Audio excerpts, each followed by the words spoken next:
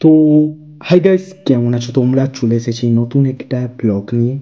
এই ব্লগটা রেকর্ড করেছে আমার দাদা। আমি রয়েছি এখন আমার বাড়িতে, মানে দেশে চলে এসেছি রাজমন্ডি থেকে। অনেক পুরনো হয়ে গেল এই ব্লগটা, মনে হয় তো এক সপ্তাহের বেশি হয়ে গেছে। ব্লগ দিতে পারিনি কারণ আমার সামনে পরীক্ষা রয়েছে, ওই জন্য আমি বিশেষ করে এতটা ব্লগ চ্যানেলের উপর কন্টিনিউ করছি না। তার জন্য সরি। তোমরা এখানে দেখতেই পাচ্ছ সেখানে রঙ্গোলি চলছে রাস্তার উপর গণেশ পূজার উপলক্ষে।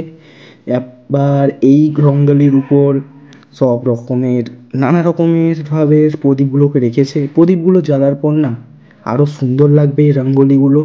তোমরা দেখো রঙ্গোলিগুলো কেমন লাগবে।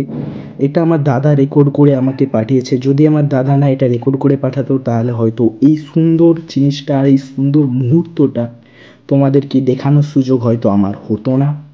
তোমাদেরকে এখানে আমি নানা রকমের রঙ্গোলি দেখাবো।